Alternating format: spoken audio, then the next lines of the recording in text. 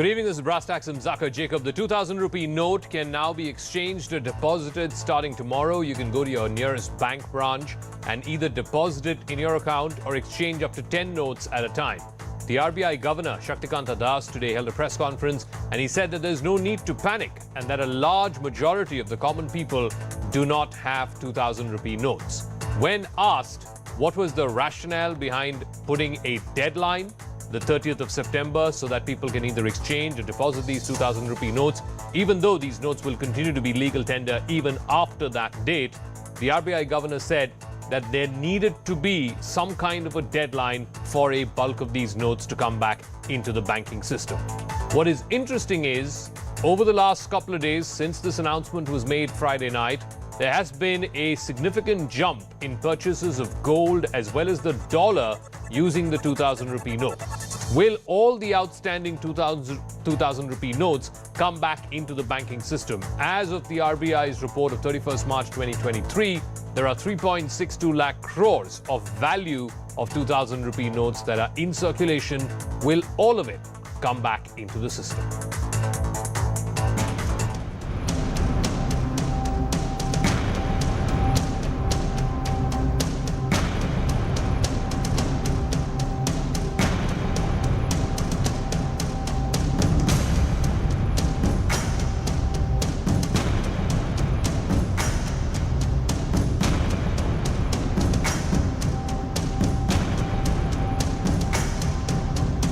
We are therefore withdrawing it from circulation, these 2,000 rupee notes, but they continue as legal tender.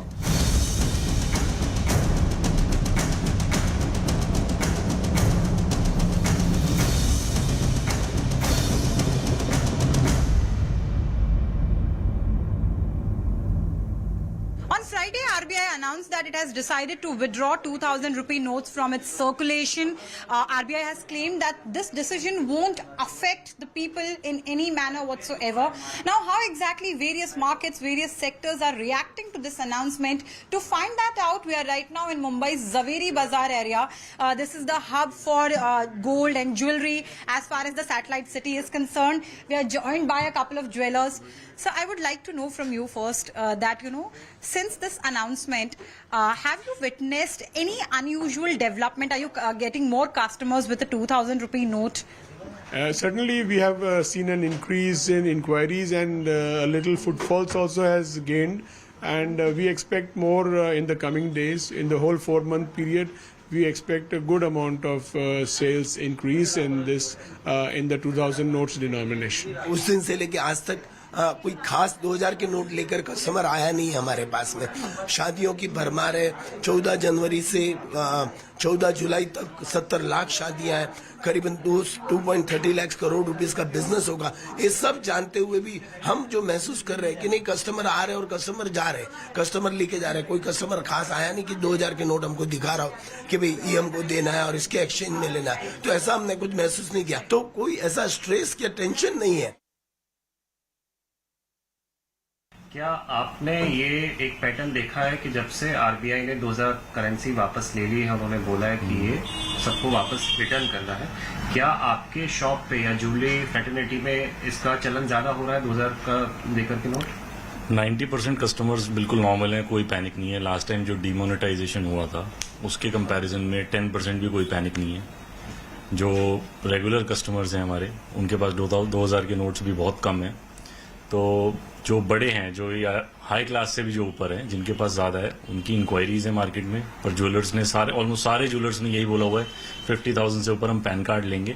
आप चाहे 50 लाख का खरीदो, चाहे 1 करोड़ का खरीदो, चाहे जितने मर्जी का गोल्ड खरीदो, पैन कार्ड आप देंगे तो हम आपको देंगे, नहीं तो गोल्ड नहीं मिलेगा। अगर 100 कस्टमर्स में से सिर्फ 5 कस्टमर्स ऐसे होंगे जो मतलब थोड़ा अमाउंट ज्यादा होल्ड करके बैठे होंगे। 95% कस्टमर्स बिल्कुल स्मूथ हैं, कोई पैनिक है ही नहीं कैसा भी। How do you see the withdrawal of the 2,000 currency note? And there are also reports that now many of the people are using in different means. They are getting exchange in not just jewelry shop but in exchange market as well. Your views as one of the common men, sir? Well, I am in particular not at all affected because I haven't used 2,000 rupee note for a very long time, and not only 2,000. I use cash maybe 4, 5, 6,000 rupees a month. Remaining on all my dealings are digital currency. All right, let's open this up to our panelists. The opposition is saying that the hoarders, the people who have hoarded 2,000 rupee notes, are now seeing an uptick in gold and dollar purchases, even at premium rates. But the government and the RBI governor, you heard from him earlier today, saying that there is no unusual activity. They expect it to be business as usual. Sanju Verma is national spokesperson of the BJP. Salman Soz, national spokesperson of the Congress Party. Gurcharan Das, senior economist, joining us. And Dr. S.C. Garg is former finance secretary to the government of India. Sanju Verma, you heard from some of the jewelers there in Zaveri Bazaar. Inquiries have gone up and some people have shown up with 2,000 rupee notes. We're getting similar reports in the unofficial dollar markets as well, where people are willing to pay a premium to get the dollar. Do you believe that people, the hoarders with 2,000 rupee notes, and I agree, a large majority of middle class India does not have these 2,000 rupee notes, but the people who have hoarded this, do you believe they are parking their monies now in gold and in dollars?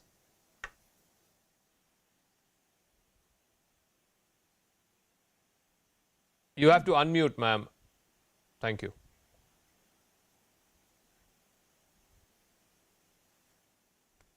Okay, we can't hear Sanju Verma. Let's try and see if we can... yeah, we can hear you now. Yeah, go ahead. Yeah. Okay. So, Zaka, what I was saying was, you've asked me a very pertinent question, and let me come, to the answer. I will back straight with no ifs or buts whatsoever. The limited point is that, this has been discussed in the last 48 hours ad nauseum, that in 2018, in terms of value, the 2,000 rupee notes accounted for 37.3% of the overall currency or notes in circulation. That amount came down to 13.8% in March 2022. And as you and me speak now, in March 2023, in terms of value, the 2,000 rupee notes account for 10.8% of the overall notes in circulation. So the limited point number one, is that the total value of 2,000 rupee notes that are currently doing the rounds, are in circulation or are in business, is very minuscule in comparison to the overall notes in circulation. In volume terms, actually, the 2,000 rupee notes as a percentage of the overall currency in circulation is just 1.3%. It was 1.6% in 2022 and 2.4% in 2021. So again, both in terms of volume and value, the 2,000 rupee notes are not the normal, medium of transaction, either between B2B or B2C or any other form of transaction.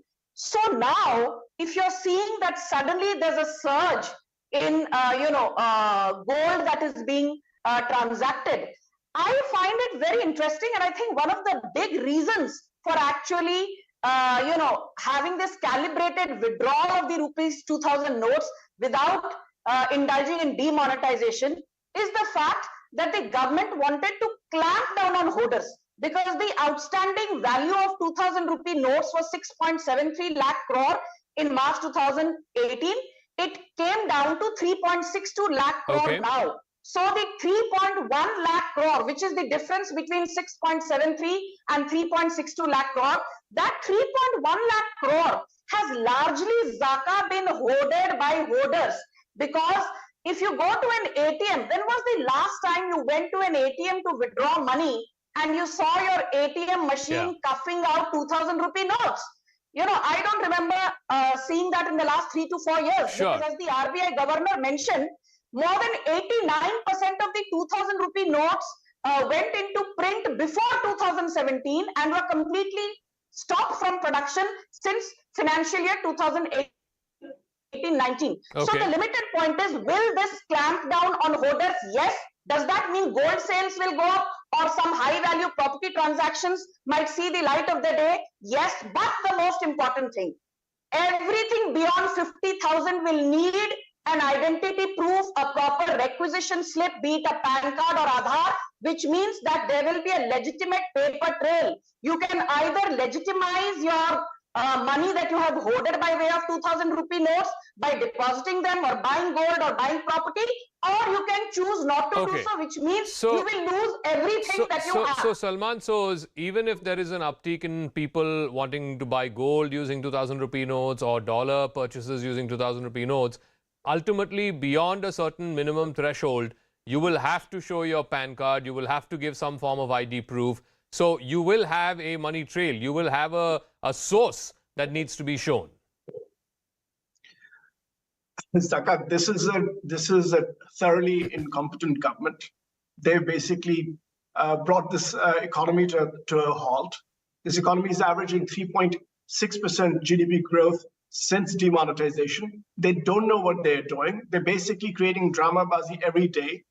The fact of the matter is that this was, when they did demonetization, they said, this is a surgical strike on black money. We'll have some these notes which will have chips. We'll have corruption will be gone. There'll be no counterfeit money. Cash will have. Then they said no, there's going to be cashless economy. Have you forgotten all the things that they came up with? We're going to do this and that, and there's going to be digital this and digital that. Cash in circulation before demonetization was 11.5% of GDP. I think the latest data that I'm aware of, that puts it at about 13% of GDP. That means cash has actually gone up, not just in absolute numbers. It's almost like 33 lakh crore right now. It used to be 17 lakh crores. It's actually the ratio as the size of the economy, cash has gone up. Now, all this drama-bazi about how this, now they'll have to have 50,000 rupees and you have to do PAN and all this. There's nothing. It'll mean nothing. What it will mean is this: one more way in which the government is actually going to hurt the economy, and nothing else. The RBI governor's, he came out today, and some of his comments were, quite frankly, I was a little puzzled. They were ludicrous. Mr. Das says that this is going to be legal tender, and then we will see what happens in September. When the RBI issues a currency, that is legal tender forever. You cannot say it's going to be legal tender till September and then we will see. Of course, then he says that everybody will accept this 2,000 rupee note. Of course, they're not going to accept this 2,000 rupee note. I challenge you, Zaka, to go to one of the markets tomorrow and start giving them 2,000 rupee notes. Then Okay. I will see. They're disruptive people. Let- They have destroyed this economy. This economy was humming along nicely, and now Okay. you're going to have So that's an let me absolute lie. let me ask Subhash Chandra Garg, and then Mr. Gurcharan Das has also been waiting patiently. Mr. Garg, the contention is that more than 95% of ordinary people don't have any stacks of 2,000 rupee notes. The 3 or 4 or 5% people who do will always find ingenious ways, like the rich people during demonetization found ingenious ways to exchange their notes, of course, with help from personnel in the banking system. Tomorrow, when these counters open for exchange of notes or deposit of notes, do you foresee that kind of circumventing of the system? Because ultimately, this whole exercise will only be successful if nearabouts this 3.62 lakh crore come back into the banking system with a formal money trail. Because if it doesn't, then you know that money has been hoarded, and that money has been either parked in gold or in real estate or in dollar purchases. But people, the whole point of this exercise would then have been lost. See, there is no data, there is no survey, there is no statistics which tells you who is holding these 3.26 lakhs crores rupees of 2,000 rupees note, which are still in circulation. And any premise that it's being hoarded by only 1% or some rich, I think these are all speculative. There is no real basis for it. What we know for reasonable certainty is that 2,000 rupees note is not being used for transactions for last quite some time. Yeah. And most of the people have not come across or use 2,000 rupees note in their daily transactions for quite some time. Now, be it as it may, this amount, these notes which are still with the people would need to be exchanged or deposited in their account or used in the transactions in times to come for next 4 months or so, which is what begins tomorrow.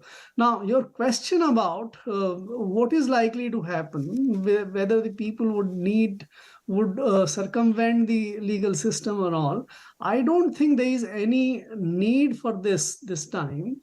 People have various options. Either you can deposit in your bank account, or you can exchange it across the counter, or you can use in transactions. The reports are suggesting that the people are already using the 2,000 rupees note for buying petrol, paying e-commerce companies and others. Yeah. So the transaction is going on. So I don't suspect there might be a minuscule minority of people who have 2,000 rupees note as proceeds of corruption. Let me rephrase my question. So by 30th of September 2023, do you expect, Mr. Garg, that a bulk of this 3.62 lakh crore will come back into the formal banking system? Absolutely. My estimates are very clear that 97 to 99% of the 2,000 rupees note in circulation will come back by 30th of September. Okay. Even before, you don't have to wait for 30th of September to do it. Okay, so then let me ask Gurcharan Das, then what is this brouhaha about? Because the opposition is going on and on that, you know, this is demonetization 2.0, that this is slow-mo demo, this is the second disastrous strike by the Modi government, so on and so forth. You're going to start having queues of people starting tomorrow outside bank branches and ATMs like we saw the last time around wanting to exchange their 2,000 rupee notes. They even gone to the extent of saying that the rich people, the hoarders of 2,000 rupee notes, are going to pay poor people to stand outside banks and exchange their money for a cut.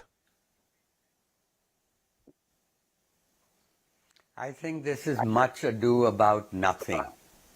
Frankly, it's par for the course, but I do believe that it was not necessary to make any announcement at all.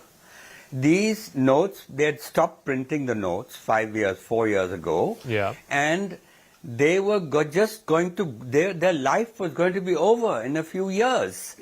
And so, by making the announcement, you know, the traumatic sort of memory of 2017 has returned, and there has been some panic about it. It was, I think, this lack of common sense to have made any announcement like this at all.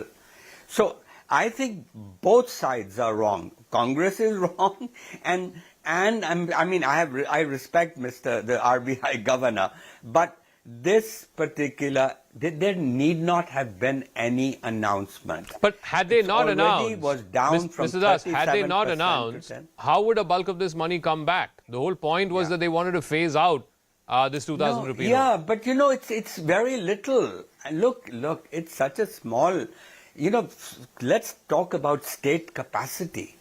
The bankers, the even RBI people, why should they be fooling around with things like this? It's a very small amount for a fifth largest economy in the world. You're not going to be able to catch crooks as you didn't last time because they're just too clever for this. So we didn't learn any lesson from that. So my point is, just let sleeping dogs lie. It was going out, it would have got finished, and theek hai, for such a big economy.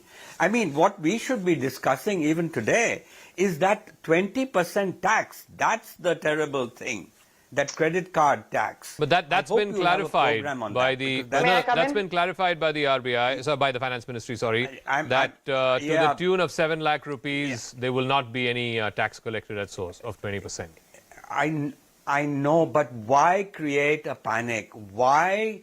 This is the fifth largest economy in the world. Okay. And you are, by these kind of actions, you're going against your aspirations. And for an aspirational, that's not going to achieve anything either. Okay, so all Sanju I'm Verma, saying is the point, about our state capacity. That Mr. Das is making is, you know, and in any case, this note had been stopped printing by the RBI since 2018-19. So for the last 4 years, there's been no printing of this note. As you said, ATMs have not coughed up the 2,000 rupee note in the recent past. So why not let sleeping dogs be? And secondly, I think the larger point he's also making is, if the purpose of this exercise is to catch the hoarders, then how is this purpose being served? Because the hoarders are already converting this into either real estate transactions or dollars or gold. I have tremendous respect for Mr. Das, but, he said, let sleeping dogs lie. So with offense to none, sleeping dogs can often come back to bark and bite. Let's move away from metaphors and just talk hard facts here. Mr. Shaktikanta Das, the RBI head honcho, is well within his rights, irrespective of what others might think, as per Section 24 and Section 26(2)(b of the RBI Act of 1934, to decide when to remonetize, how much to remonetize, when to demonetize, whether to simply have a calibrated withdrawal, which is what we are doing currently. It is not a demonetization. That is the prerogative of the RBI governor. Point number one. And he is going by the rule book. Point number two. I think if you notice, nowhere did the RBI governor use the word black money this time. But anyone who understands basic textbook economics knows that now the hoarders cannot be in hiding. They will have to come out, they will have to either invest in gold or mutual funds or high value property transactions, leaving a legitimate paper trail. No, but you said this the last time also, Sanju Verma. You said this in... No, you said this the last time also. How many hoarders did you catch? I'm coming to that, Zaka. I'm coming to that. Which means that there will be a legitimate paper trail. Had there been no announcement, I doubt that the 3.1 lakh crore of 2,000 rupee notes which are in circulation would have actually been hoarded by the hoarders. Now coming to what Salman source from the Congress said. He said this government has destroyed the economy, and Zaka, I will take 30 seconds to nail his lies because that's a very reckless allegation. I hope Mr. Soos knows that for the third year in a row this time, even with a 5.9% GDP growth, which is what IMF is projecting for FY 2023-24, we will be the fastest growing economy after doing 8.2% in FY 21 and 7% in financial year 2021-22. This, when Germany and UK are going to see negative growth of between 0.1 to 0.7%, this, when the UK and the US are going to see not only a GDP growth of less than 1%, but there are chances of recession in large parts of the Western world. And we are still going to be the fastest growing economy. So, Mr. Soos, you need to have a sense of proportion. And the last point, Zaka, last point. I admit, could we have, done more in terms of unearthing black money with demonetization? Of course, yes, I won't deny that. But let's be very clear. I remember P. Chidambaram on the floor of the parliament mocking the Modi government's attempts to create a digital India. And tell me, Zaka, prior to November 2016, it was in November 2016 we announced demonetization. In October 2016, we had only 92,000 digital trades done via the UPI, and the total value was a measly 48 crore. What was that in April 2023? The total value of UPI trades was a massive 14.07 lakh crore, amounting to 6.5% of India's GDP. The total number of UPI trades in volume terms were 890 crore. 890 crore transactions worth more than 14 lakh crore in a single month in April 2023, thanks to demonetization. And we don't need a certificate from wannabes like Mr. Soos and out on bail P. Chidambaram. Mr. Soos, 2 points there. One, about the digitization. Yes, demonetization did have an impact on that. I think the last month transactions in UPI was like 80 billion or something. And as Sanju Verma said, after demonetization 1, the figure that's been cited by the government of the number of shell companies that have been shut down is over 2.25 lakh. So the point is that this is, much more of the economy has been forced to go formal because of demonetization, and they believe that the same thing will happen with the hoarders of 2,000 rupee notes in this round. Zaka, just give me a little bit of time because you gave the others plenty of time too. let me go to Mr. Das's point first. This whole notion that the RBI is also wrong and the Congress and the opposition is also wrong. I think that's false equivalence. Our basic point is that, and he will agree, I'm sure, and as will Mr. Garg. I don't know about Sanju, but the other two gentlemen will certainly agree that macroeconomic stability is of prime importance for any country to have sustained development.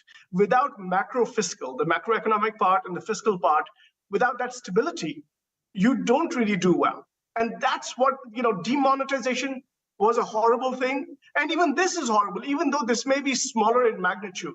You don't want instability. And I think that is what Mr.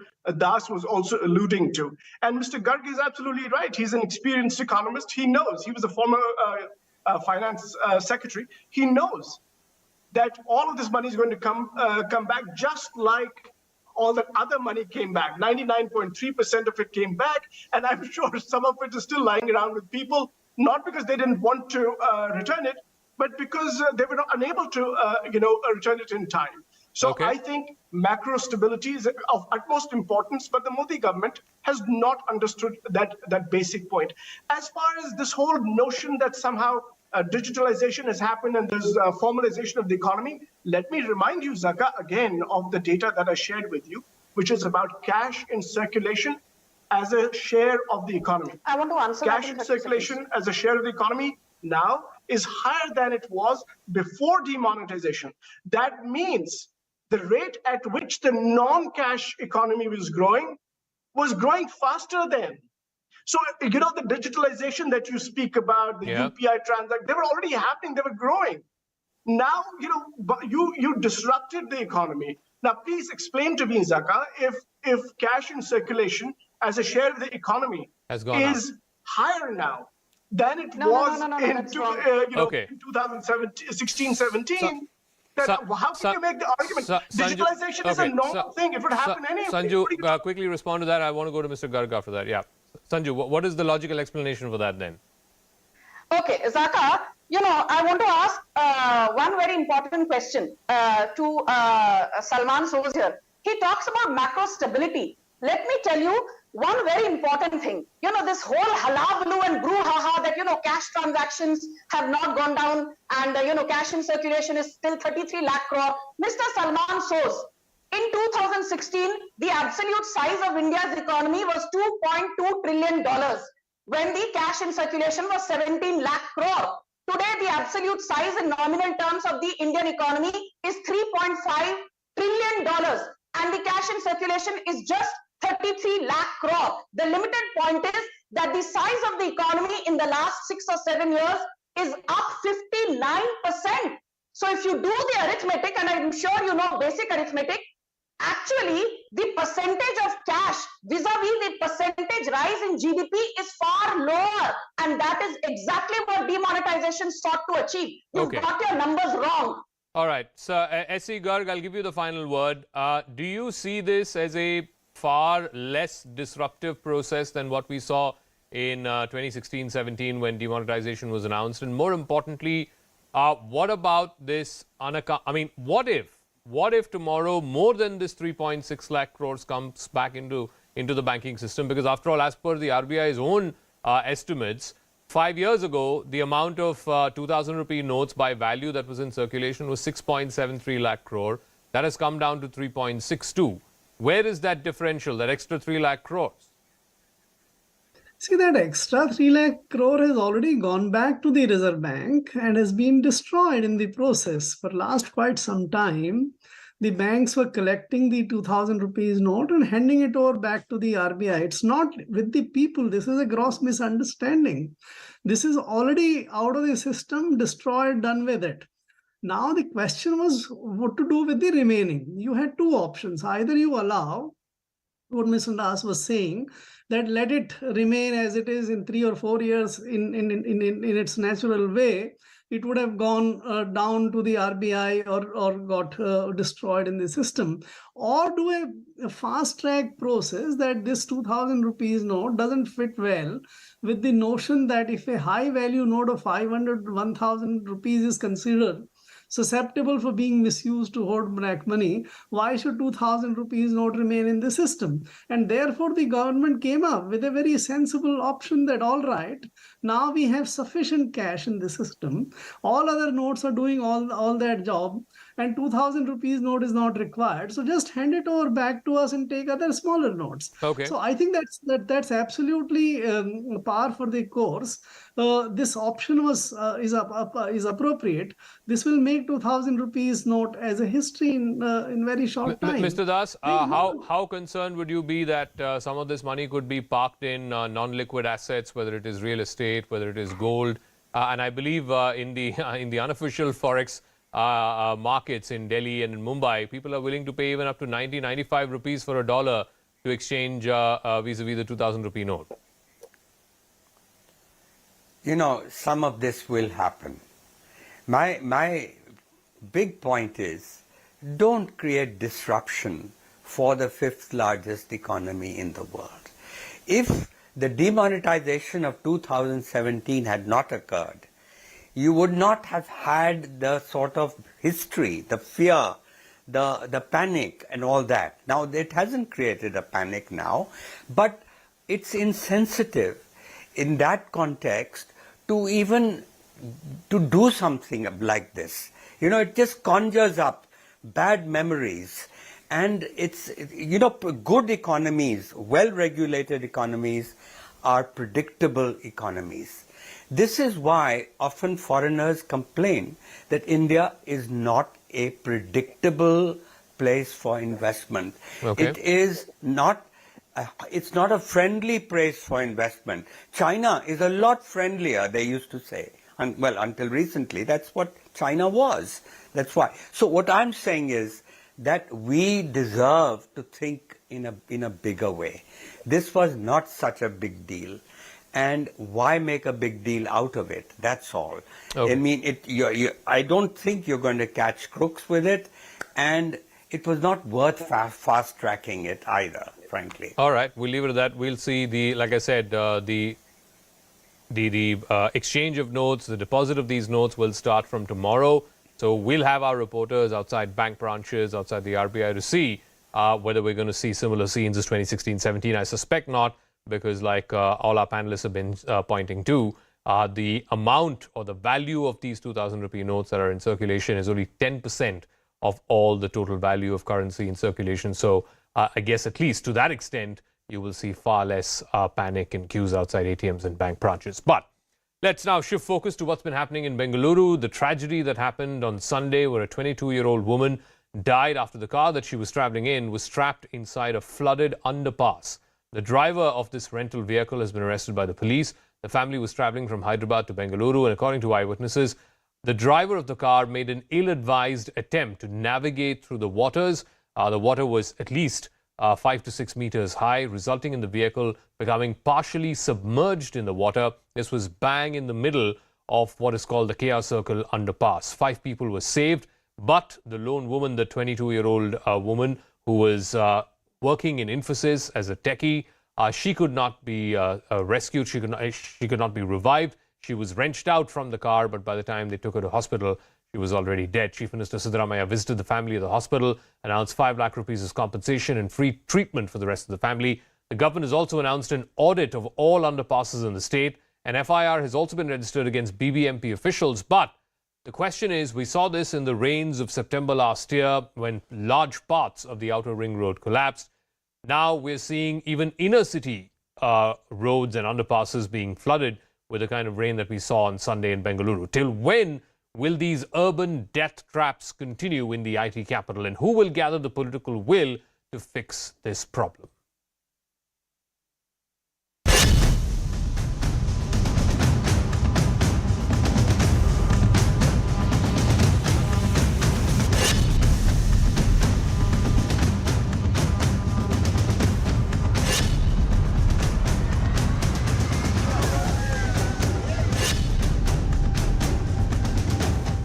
ಇನ್ನೊಬ್ರು ಮಹಿಳೆ ಬರ್ತಾ ಇದ್ದಾರೆ, ಅವರನ್ನು ಕೂಡ rescue ಮಾಡುವಂತ ಪರಿಸ್ಥಿತಿ ಬರ್ತಿದೆ. ಈಗ ಅವರನ್ನು ಕೂಡ ಈಗಾಗಲೇ ಒಂದು ರೆಸ್ಕ್ಯೂ ಮಾಡಿದ್ದಾರೆ. ಅವರನ್ನು ಕೂಡ ಲ್ಯಾಡರ್ ಮುಖಾಂತರ ಒಂದು ಏಣಿಯಲ್ಲಿ ಮೇಲೆ ಕತ್ತಿಸ್ತಾ ಇರೋದು.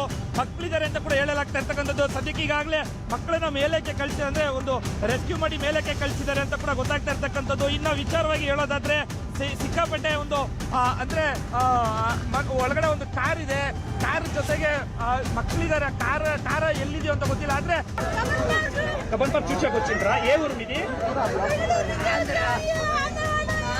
ఏ ఊరు ఆంధ్రాలో ఏ ఊరు? ವಾಹನ ವస్తుంది ಅಂದ್ರೆ ಮಳೆ ಬರ್ತದೆ ಅಂತ ನಿಮ್ಗೆ ಗೊತ್ತಿದ್ರು ಈಗ ಯಾಕೆ ಬಂದ್ರಿ?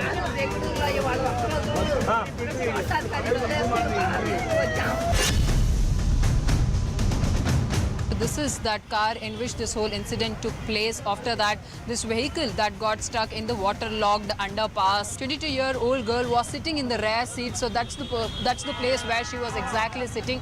Well, there were also other 5 members in the same car.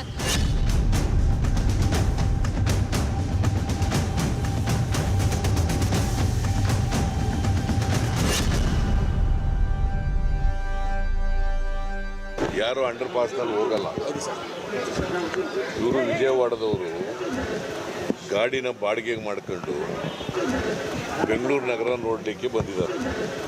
ಯಾರು ಫ್ರಮ್ ವಿಜಯವಾಡ, ಇನ್ಕ್ಲೂಡಿಂಗ್ ಡ್ರೈವರ್ ಸೇರಿ 7 ಜನ ಇದ್ದರು. ಅವರು ಬ್ಯಾರಿಕೇಡ್ ಹಾಕಿದ್ರು, ಅದು ಮಳೆ ಬಂದು ಬ್ಯಾರಿಕೇಡ್ ಬಿದ್ದೋಗ್ಬಿಟ್ಟಾರೆ. ಇವನು ಡ್ರೈವರು ಏನು ಮಾಡ್ಬೋದಾಗಿತ್ತು, ಅಂಡರ್ ಪಾಸ್ನಲ್ಲಿ ಹೋಗದೇ ಇರಬೇಕಾಗಿತ್ತು. ಅಂಡರ್ ಪಾಸ್ನಲ್ಲಿ ಹೋಗಿದ್ದಾನೆ. There are heavy rains and there will be water clogging under the underpass and all. But I don't remember any death happening. That means there is a mishandling of the whole thing, and the particular drivers have not taken precautions, and it could have been avoided, and timely action by the BBMP could have saved the life. There is some lapses that has to be really looked into. ಸುಮಾರು 18 under pass ಇಲ್ಲೂ ಇದೆ. ಹೊರಗಡೆ ಬೆಂಗಳೂರಿನ ಹೊರಗಡೆ ಕೂಡ ಹುಬ್ಳಿ ಧಾರವಾಡ ಇರ್ಬೋದು, ಬೇರೆ ಬೇರೆ ಕಡೆ ಇದಕ್ಕೆ ಅಂಡರ್ ಪಾಸ್ ನಾನು ಗಮನಿಸಿದೆ. ಸೊ ಎಲ್ಲ ಎಲ್ಲೆಲ್ಲಿ ಅದು ಬಾಟಲ್ ನೆಕ್ಸ್ ಇದೆ ಅದ್ರ ಬಗ್ಗೆ ಎಲ್ಲ ಸ್ವಲ್ಪ ಒಂದು ರಿಪೋರ್ಟ್ ತರಿಸ್ಕೊಂಡು ಒಂದೇ ದಿನದಲ್ಲಿ ಯಾವುದು ಬದಲಾವಣೆ ಮಾಡೋಕ್ಕಾಗೋದಿಲ್ಲ ಅನ್ನೋದು ನನಗೆ ಗೊತ್ತಿದೆ. All right, Dr. Sudha Halkai, spokesperson of the Karnataka BJP, Aishwarya Mahadev, spokesperson of the Congress Party, Prakash Belwadi, actor and former journalist, also joining us. Dr. Sudha Halkai, you heard from the Chief Minister and the Deputy Chief Minister. They are saying that the driver made a mistake. He was an outsider. He didn't know the local roads of Bangalore. He didn't estimate how deep this underpass was, and therefore he made the mistake thinking that he could drive through that water, but it was at least 4 or 5 meters deep. And it was largely his mistake that led to this accident. Yeah, very good evening to all our viewers. First of all, my condolence to the departed soul and my regrets to the family who had come to visit our state and they had to succumb to this very unexpected and very, I don't have words to say for this. But the thing is, after our independence, it was more than 40 years or 51 years, the Congress government has ruled our Karnataka state. So the foundation was not up to mark, and the comprehensive developmental plan was not implemented with tooth and nail. That is the reason that every monsoon we are facing this. It is not the first time that such incidents has happened, but in one or the other ways, we get to hear such incidents whenever the monsoon starts in Karnataka. So I think that, we have gone very much against the nature. I mean, the people of Karnataka, the Congress government has gone very, very much against the nature in the early days of administration, and because of this, they had planned. We are facing all this. Out of 50 lakes, 38 lakes were closed by the Congress government 40 years back. Why did they close it? Why did they go against the nature? Okay. And because of this, we are all heading towards this incidents, very painful incidents, I must say. And the Comprehensive Development Act is not implemented tooth and nail. I've told earlier also. And Okay, all right. the urban ceiling. Let me ask Aishwarya Mahadev of the Congress. I believe this is not just one underpass. There are 29 such underpasses across the city of Bengaluru, and most of them were flooded last night after the rain. Isn't this an abysmal sort of statement on the infrastructure story in Bengaluru? Last year it was the outer ring road areas, the IT corridor. This time it's even happening in the heart of the city. A person dying because of waterlogging should not happen in a city like Bangalore. Good evening, Zaka. At the outset, I would like to express my deepest condolences to the young lady that lost her life. And it is extremely unfortunate that this has happened. And to apportion blame and whatnot, I think there are a few systematic issues that have happened. The BJP spokesperson went on to say it's a 40-50-year-old problem. It is one simple thing, ma'am. If you are a party with a difference, if you believe in Achhe Din, Vikas and Amrit Kal and whatever new terminology you're using now, what is it that you did in your term? Inclement weather also happened last year. You saw the sort of flooding in Bangalore. You saw people losing their lives then. In the 1 year since, what is it that you have done? What has the BBMP done? And what is the sort of audit that happened post that? Today, Zaka, it is not about apportioning blame, but there are certain realities that have to be made clear. The BBMP has not had elections in years past its mandate. It is now being run by only administrative officers. Mr. Tushar Girinath has a lot of explanations that he gives out, says there will be an audit, sits in front of computers, well and good for him.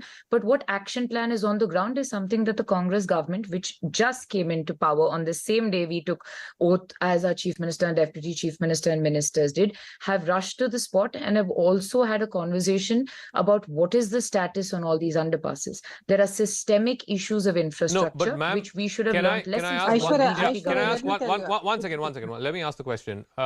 These underpasses, and I think Prakash can correct me if I'm wrong, these underpasses have been in existence for at least the last 10 years, if not the last 15 years. What then have successive governments done? Because rains happen every season. In fact, in Bangalore, it happens every couple of seasons, right? Twice in a year, there are heavy rains. What have successive governments done by way of audit of these underpasses? And like I said, there are more than 24 of them across the city. Not something that was built yesterday or the day before. They've been there for at least the better part of the last 10, 15 years. Zaka, the problem is not of underpasses in themselves. It is about routine desilting and also maintaining the drains that go through there, especially if they're in low-lying areas. I could have an underpass for the past 50 years, and if the BBMP is not clearing it out, desilting is not done. If you are not maintaining your drains or the drain work is not maintained, that is obviously going to lead to waterlogging. So you can say it has been there for 10 years, but the civic duty and the responsibility of the BBMP officials in this case of maintaining this and having learnt their lessons from last year is what has, or not having learned their lessons rather, is what has caused this lax in this situation. It is not about the infrastructure, it is maintaining upkeep and management of infrastructure. There are 4 callers who are also on the phone line. One second, I want to get Prakash in first, please. Prakash, you're a resident of Bangalore. Other cities also have underpasses and flyovers, and there are places that get waterlogged. Mumbai, famously, every time there is monsoon, there's this Milan subway, which used to be the go-to for all TV journalists because it would invariably flood. But to say that a person died because of waterlogging and the car, unable to pass through the water, that is just unheard of. I mean, you heard what Mr. Bombay said. There have been, cases of waterlogging in Bengaluru city also, last monsoon, the monsoon before that. But people dying because of that, surely something more could have been done to save this young lady. Well, firstly, this underpass where this tragic incident has happened is less than a kilometer from the seat of power Vidhana Sauda. And maybe the police, which are very used to putting up barricades, could have just put a barricade across that underpass if they thought it was dangerous and it was filling with water. And, you would think that was something really commonplace and easy to understand, and maybe that should have been done. There's no point blaming any government or minister or chief minister on this, because the political class in Karnataka look at Bengaluru as an ATM, I think, and they don't really do anything with this party or that party. I mean, I've been here, I was born in Bangalore, and it's just become worse every year. These underpasses are really bad engineering and very poorly designed. It is next to Cubbon Park, by the way, it's adjacent to Cubbon Park, and it should be really easy to drain the water from there. And yes, there's no great maintenance, as the Congress spokesperson said, and it was not there before also. But I want to tell you, this is an engineering problem. There is a very good study done by satellite, image triangulation, which shows that Bangalore has a ridge at the middle and water flows, as I said, even the last time, left side and right side. And you know exactly where water logging could happen and where it should be avoided. And, Bangalore is a city of engineering and technology and rocket science and satellite science. I don't think there is any conversation between technical experts in this city and the government. All that the governments, I will say, look to do is plan some, overhead elevated roads, hundreds of kilometers of them or tens of kilometers of them. And then we'll have to go and protest and file cases before NGT and so on. And then usually the government doesn't last till it happens and it goes away. There is no, there is no BBMP election, correct. But there is no comprehensive development plan for the city. There's no master plan for the city for, I don't know, what, 2.5 decades now. It's really terrible. And the Bangalore development story is always in the hand of the chief minister of the state, because it's such a very powerful portfolio that it is never given to no single minister is given this charge for a very long time now. It's a real problem, and it can be easily solved with good engineering, but I don't think anybody has interest in that matter. So let me get some callers in. Incidentally, all of them are calling from Bengaluru today. Prem Raj is our first caller from Bengaluru. Yes, good evening, Mr. Prem Raj. Yes. Good evening to you. Good evening to you. See, I think this incident has been happened because of the bad maintenance of these underpasses. And the bad drainage systems are not being done properly. And I think the proper maintenance system should be installed all the underpasses, and also it could have prevented if there is a flood warning signal or water logging warning signal could have been installed in all underpasses. So it's very easy for the coming traffics, the car traffics to understand what is in behind. Because in all developed cities, if there is an incident or the road is blocked, you'll get an early warning system. That means you cannot pass through that area. So this could have installed in all underpasses in Bangalore. That is with very, very minimal amount. It could have saved lives of All right. Thank you, Mr. Prem Raj. Let me also go to our next caller. Vijay is calling us from Bangalore. Vijay, good evening. Good evening, sir. Hi. My point is both the political parties are equally corrupt. And I just saw in one of the local news channels where they said they booked a case against the driver for taking the underpass. Yeah, correct. Poor driver has lost his cab, and there's a lady who has lost her life, and people are playing politics. I mean, give us a break. And unless these people get stuck in traffic and they go through this, these politicians would never realize. So stop blaming each other and take some action and help us have a peaceful life. Okay, Vijay, thank you for your call. Sarvesh is also calling us from Bengaluru. Yeah, Sarvesh. Good evening, Jaka, and good evening to all of your viewers. So I think as Prakash put it rightly, there is a fault in the design. See, all these days, it's a fashion to create concrete roads. But when they are building the concrete roads, they don't leave the on the below the footpath where the water can escape. So when the water is escaping, you have to make sure that all the leaves and other dust they don't go and get dumped in the gutters. And there is also a nexus of politicians and builders who have encroached the lakes, and they have built apartments. And naturally, water, whenever there is a heavy rain, water will not find a way where it should go if it is all the holes are packed.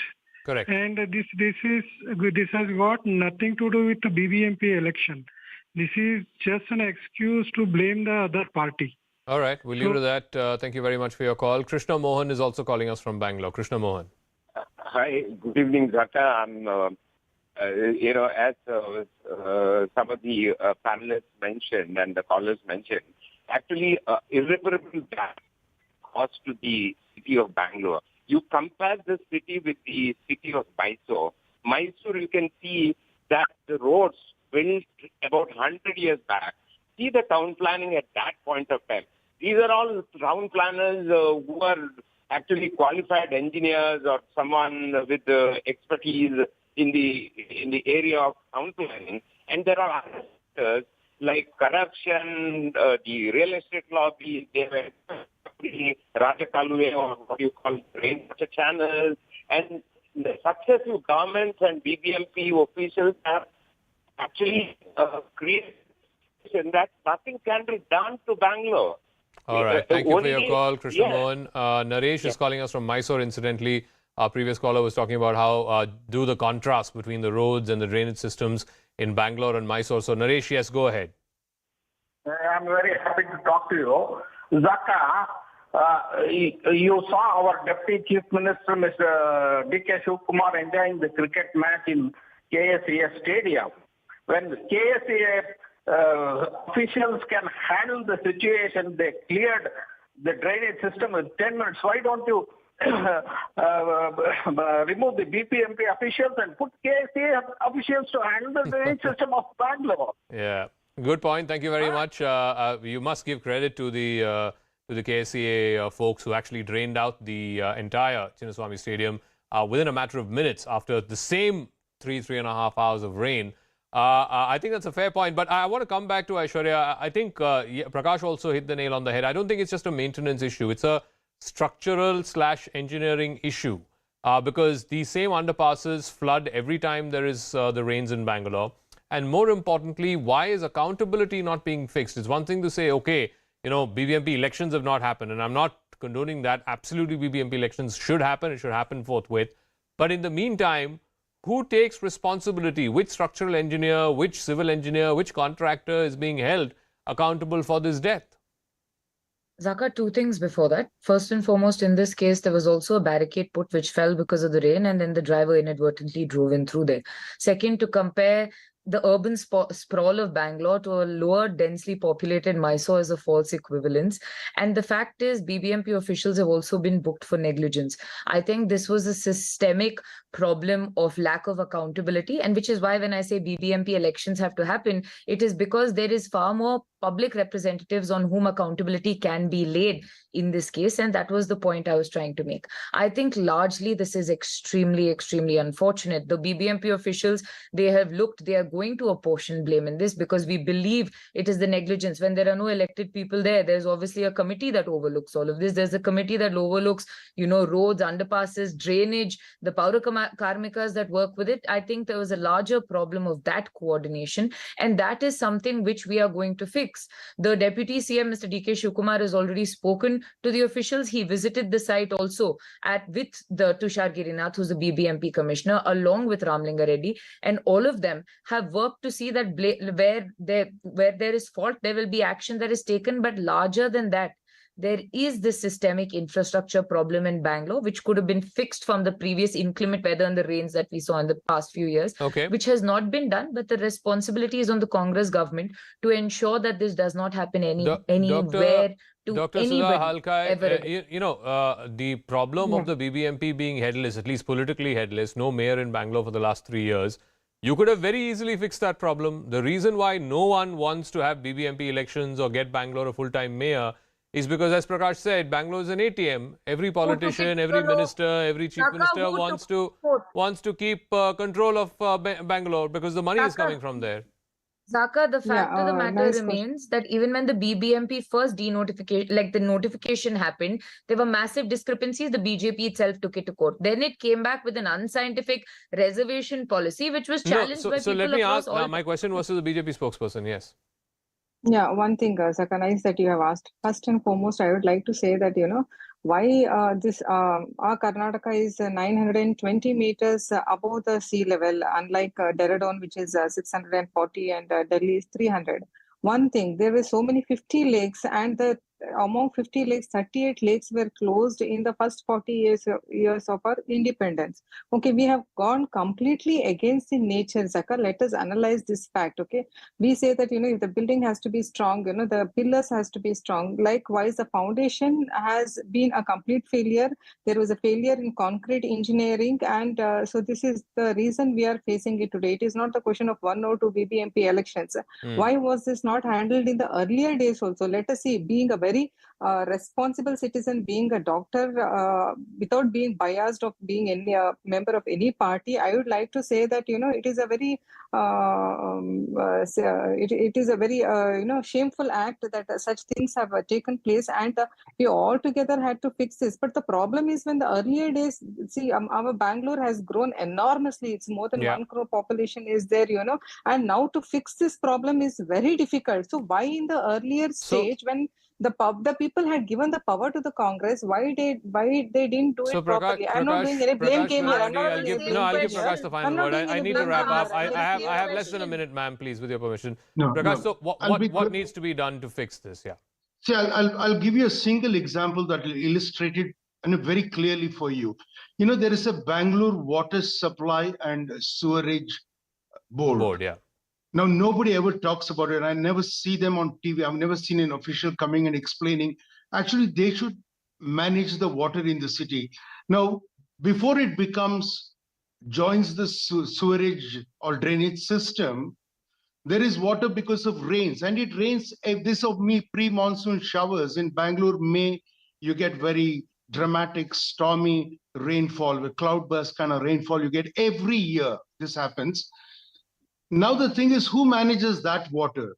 Should BBMP do it? Does BBMP have somebody who knows exactly how to integrate the water management system, how this water needs to get into the Rajakalu ways?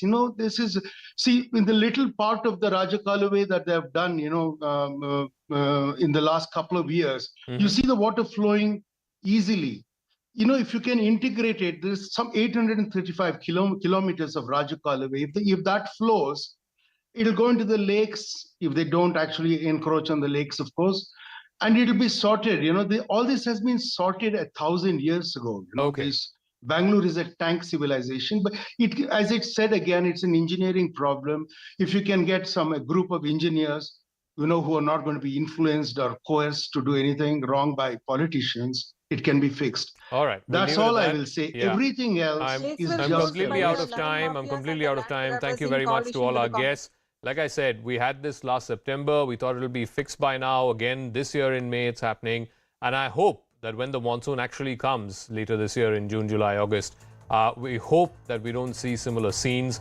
At least by then, hopefully the civic authorities, the newly elected government will wake up to this problem and be able to fix it. That's a wrap. Thanks very much for tuning in. I'll catch you again tomorrow night. Same time.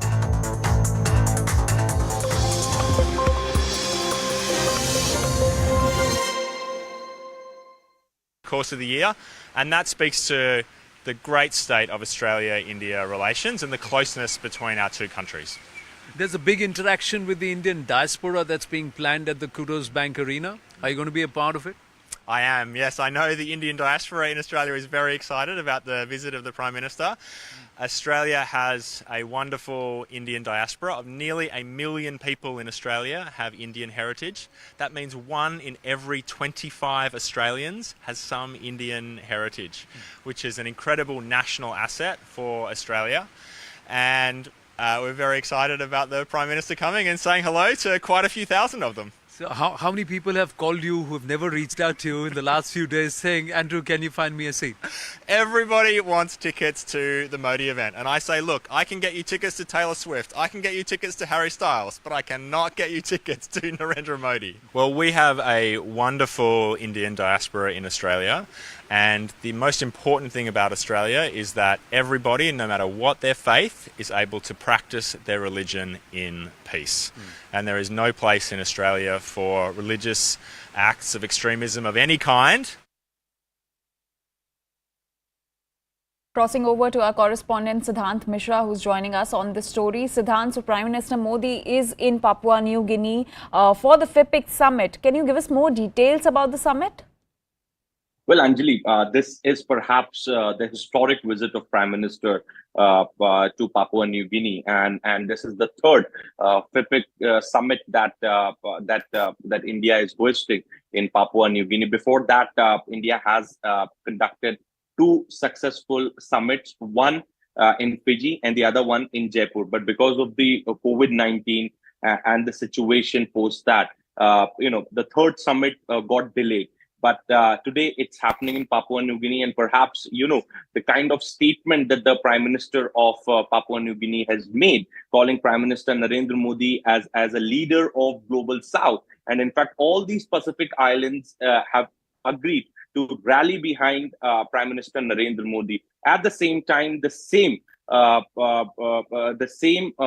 even Prime Minister Modi also spoke on the lines of Global South, that how India is ready to raise concerns, to raise problems of Global South on international multilateral forums like G7 and G20. And perhaps yesterday, in fact, when Prime Minister was in Japan attending G7 summit, with whomever he met in bilateral engagement, or perhaps at the time of speaking to the leaders from the other nations and even the other dignitaries, each time around, Prime Minister did mention about the problems that the countries from Global South are facing. So there is no doubt, in fact, after this visit, there is no doubt that the positioning that India is doing as a leader of Global South is now getting endorsed by other countries also, and especially from the Pacific Islands. Prime Minister Narendra Modi has landed in Papua New Guinea on Sunday after his Japan visit for the G7 summit.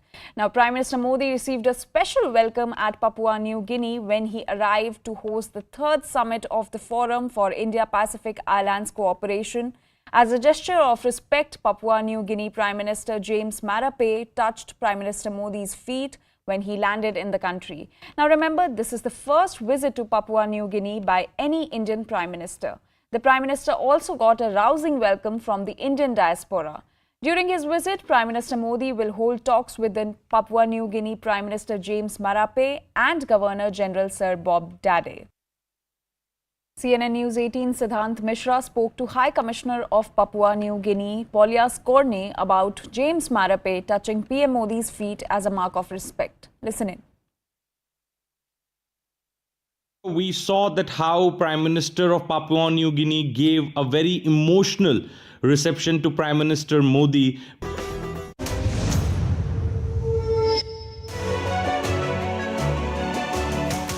Hello, Namaskar. This is First Post and you're watching Vantage with me, Palki Sharma.